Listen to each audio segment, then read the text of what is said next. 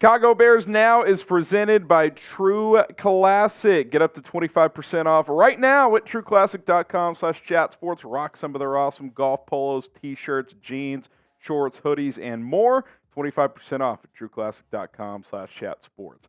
Let's get off to today's show with Ian Cunningham, as the Bears assistant GM could be taking the general manager job in Washington. Ian Rappaport reports that Washington is currently down to 2 finalists. That could increase, but it sounds like Ian Cunningham and Adam Peters, who is in the 49ers front office, he's been highly regarded in this GM cycle as well, are the 2 finalists, and that it's going to go to another round of interviews. So this would be very fascinating for a multitude of reasons, but the most important and significant reason this would be fascinating and potentially significant when it relates to the Bears is the Bears currently have the number 1 pick in the NFL draft. We all know that.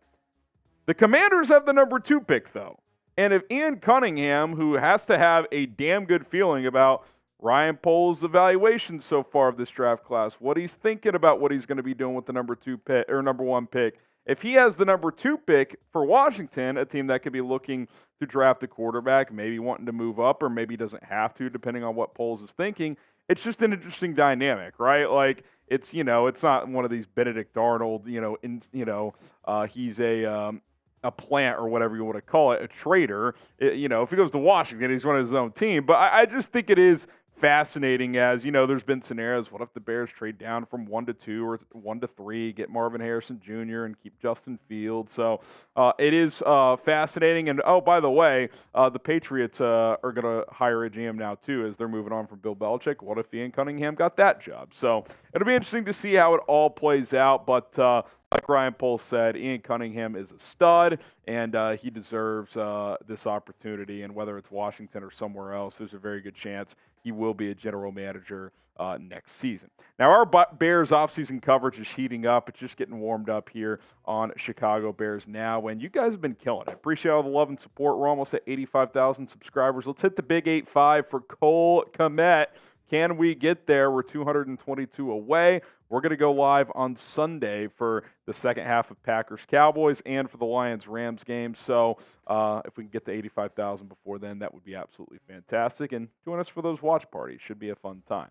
All right, speaking of the coaching front office department, Shane Waldron, could he be the next offensive coordinator? This true news dropped last night that the Bears have started their OC search by requesting to interview Waldron, the Seahawks' current offensive coordinator, which I explained that typically a team would block said interview because that's not an upward move. But with Pete Carroll, going into the front office, into an advisory role, whatever you want to call it, their assistant coaches could get opportunities elsewhere, including Shane Waldron. And there's reasons to like this guy. Number one, he's helped revitalize Geno Smith's career in Seattle the last couple of years, especially last year. He played really well. Smith missed a couple of games this year, wasn't playing quite as well this year, but they've also had some O-line and running back injuries, which impacted that, but he's done a good job there in Seattle. I also like that he's worked under 3 very good head coaches and different head coaches. Bill Belichick, he was with the Patriots early on in his coaching career. Sean McVay, which is when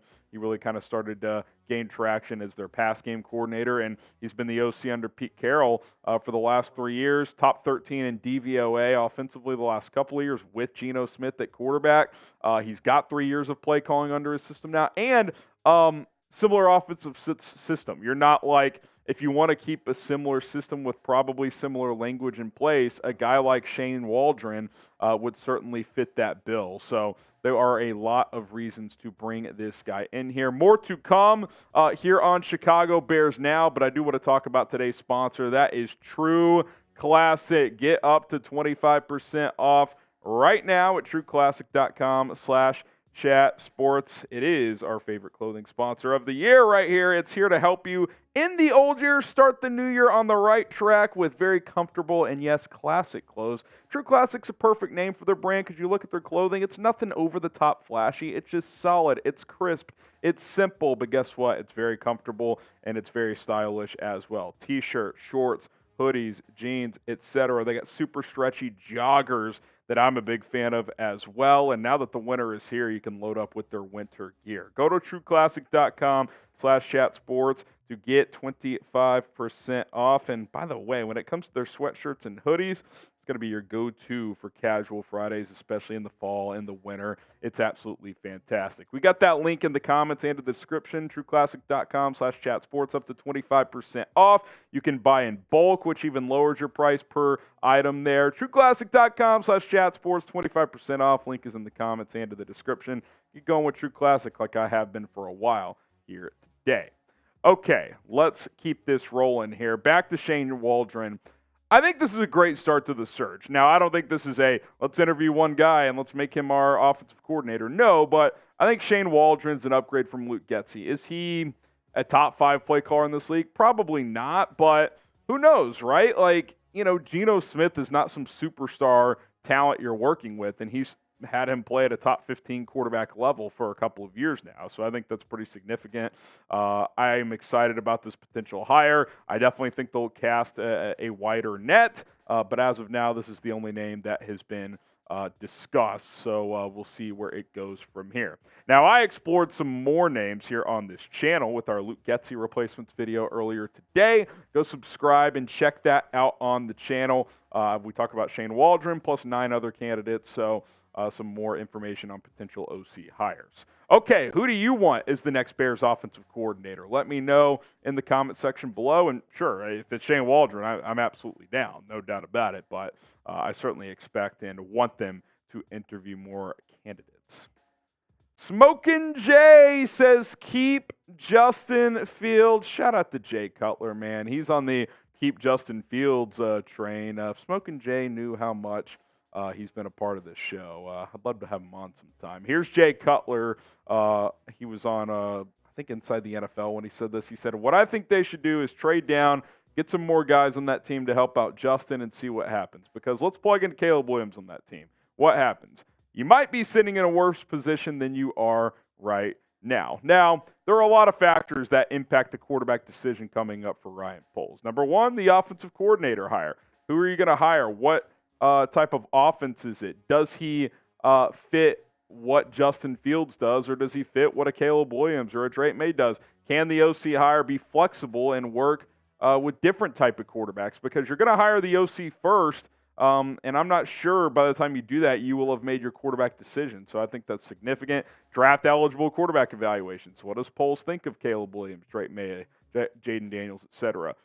Reevaluating Justin Fields, going back through the last couple of years. Where do they think he stacks up against these draft-eligible quarterbacks? And then, of course, what kind of trade offers are you getting for the number 1 pick? Ryan Poles says he's open to everything. So, he might just get so blown away by an offer that he feels like he has no choice but to trade the pick. So all these factors are going to come into play over the next couple of months. Now, you look ahead at some of the prospects that are draft eligible. We haven't heard if J.J. McCarthy is going pro yet or not, but these first 4 guys will be.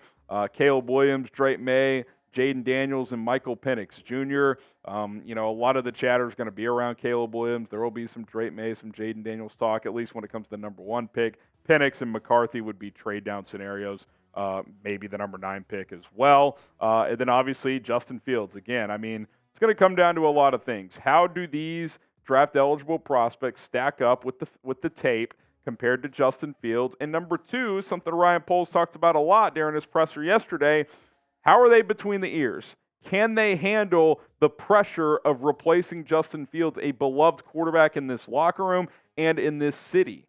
I think that's a big deal. Being the quarterback of the Bears is not the same thing of being the quarterback of the Panthers or the Cardinals or the Seahawks or other than maybe Dallas and New York and Philadelphia. It's about as pressure-rich as it gets when it comes to being the quarterback in Chicago. Ryan Poles said he expects this decision to drag until April, so we've got a lot of time between now and April, and, of course, the end of that month when the NFL draft is here, so it should be very, very interesting. Now, fill in the blank. The Bears' 2024 quarterback will be blank. You think it'll be Justin Fields? You think it'll be Caleb Williams? Someone else? Drop that name in the blank right there. The London Bears. Bears are going back across the pond in 2024. The NFL has announced that the Bears will be one of the teams playing in London next year. They will play at Tottenham Stadium as they are back overseas for the first time in a while. George McCaskey releasing this statement today. Says, every game the Bears play is rich in tradition, culture, and passion. And every year, game after game, we look forward to welcoming fans to experience that richness. This year, we will take our storied franchise and tradition back to London and share internationally what our fans locally experience at every game. We are excited to join the many NFL teams who are expanding internationally to play a game in London during our 2024 season. Number one, shout out to all of our UK fans here on Bears Now. I know there's a lot of y'all in Europe, in the London area, other countries as well. I know we have some Ireland folks that watch, so hopefully you guys get to go to this game. And if you're planning on going, type me in the chat. That'd be awesome if some of you guys either made the trip across the pond to go, or for those of you across the pond, to get to watch the Bears play. And, hey, there's a decent chance the Bears are going to be a decent football team next year. So type me if you plan on going to the Bears game in London. All right, guys, appreciate you tuning in to our Bears News and Rumors Roundup today. We got more coverage to go over the weekend. And if any major news drops around the coaching search stuff, we, of course, will have you covered. And, again, join us on Sunday. We'll be live for the second half of Packers-Cowboys and for that Lions-Rams game as well. Should be fun. Bear down.